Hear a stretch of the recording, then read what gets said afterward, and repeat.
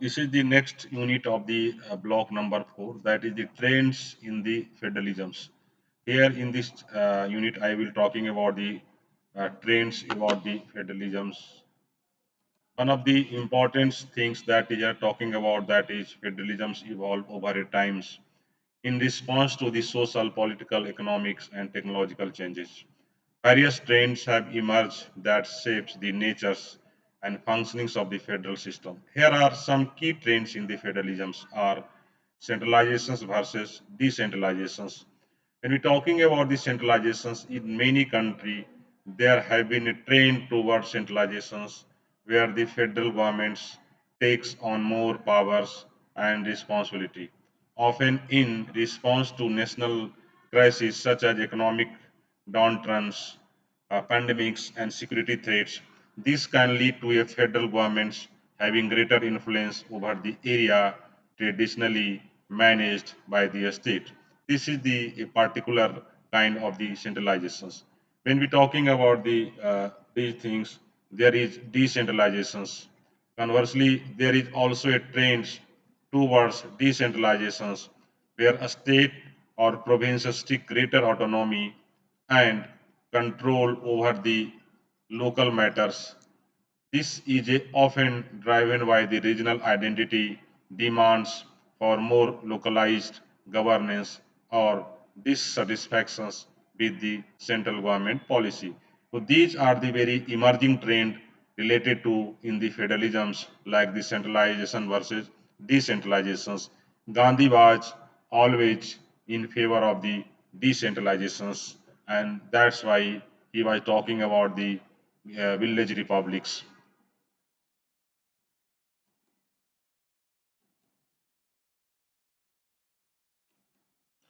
Next trend in the federalisms that is called the cooperative federalisms. Cooperative federalisms that is increased collaborations. Cooperative federalism involves closer collaborations between the federals and state governments, often through the shared programs and funding. This trend has grown as governments recognize the need to work together to address complex issues like the healthcare, education, and infrastructures. Increased collaborations and intergovernmental agreements.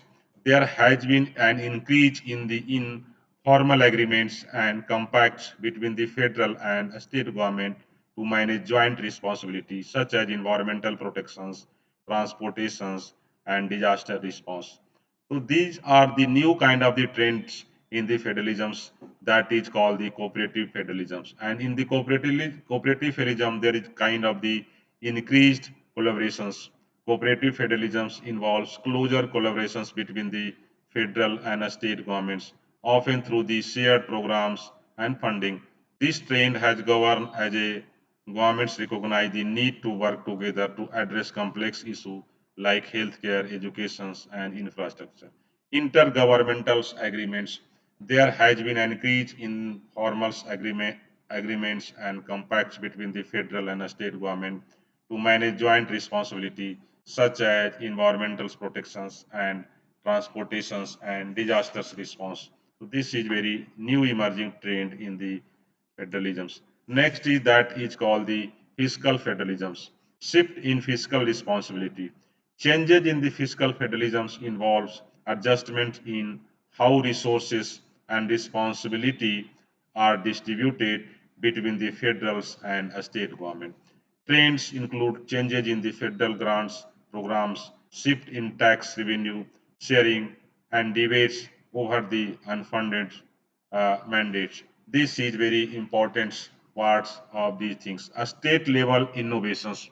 A states increasingly experiment with new tax policy and revenue generations a strategy, sometimes leading to innovations that are later adopted at the federal level of the governments. This is very important trends that is related to the fiscal federalisms. Now come to the next trends in the federalisms, that is judicial federalisms. Role of the courts. When we're talking about the courts, particularly Supreme or constitutional courts, play a more active role in interpreting the constitutions and resolving the conflicts between the federals and state governments.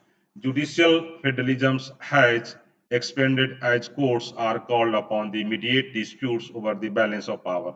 State courts have also become more influential in interpreting the state constitutions and law, sometimes leading to a divergent legal standards across the country. This is very important things.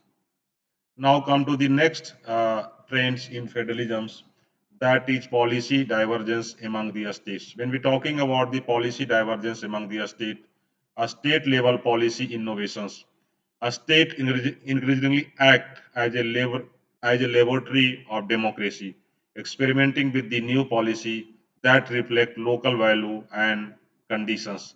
This has led to the significant policy divergence, particularly on the issue like healthcare, environmental regulations, and social justice.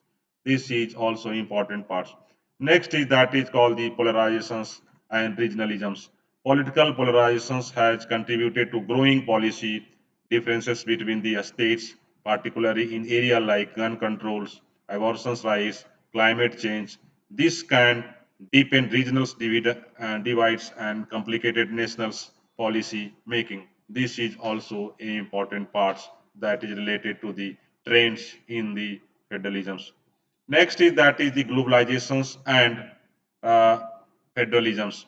International influences like the globalizations has increased impact on federalisms by increasing the importance of federal government in negotiating international agreements such as trade deals, environmental records. This can sometimes lead to tensions with the state that have different priority. Cross-border cooperations. Federal systems are increasingly involved in cross-border cooperations with the neighboring country, which may involve state governments as well as particularly in regions that share economics and environmental interests. This is very important things related to the globalizations and federalism. Next is that is called technology and federalisms. Digital governance. When we're talking about the rise of digital governance and use of technology in government services have influenced federalisms by enabling greater coordinations and information sharing between the federal and state governments. Cyber security and privacy. As a digital technology becomes integral to governance, cyber security and data privacy have become area of concerns that require cooperations between the federals and the state governments. This is also important parts of the technology and the federations. Next important parts of the trend in federalism that in environmental federalisms, a state leadership in environmental policy. A state, especially in the country like the United States, have taken leading roles in the environmental policy, sometimes ensuring enacting stricter regulations than the federal government. This has led to a fast work or environmental standard across the country. Federal state tensions, environmental federalism has also led to the tensions between the federal and state governments, especially when federal policy are seen as undermining a state level environmental protections. This is very important parts of the related to the federal state tensions. Environmental federalism has also led to the tensions between the federal and state governments, especially when federal policy are seen as undermining a state level environmental protections.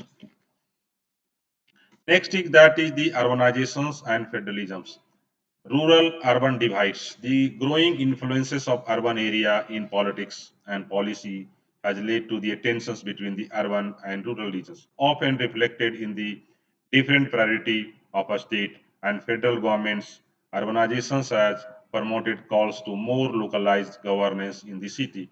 Metropolitan governance, there is a trend toward the creating regional governance structure to manage issues that transcend city or country boundary, such as transportations, housings, and economic developments. These are the very important trends in the federalisms.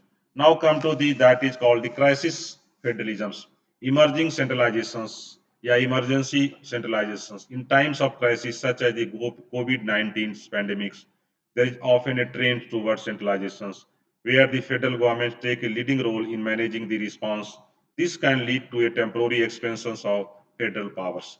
A state-led response, alternatively, crisis can also lead to a state-level initiative, particularly when a state feels the federal response is inadequate, and this has been seen in areas like the disaster management and public health. So this is also very important part of the crisis of the crisis federalisms during where federal government become a strong and a stronger.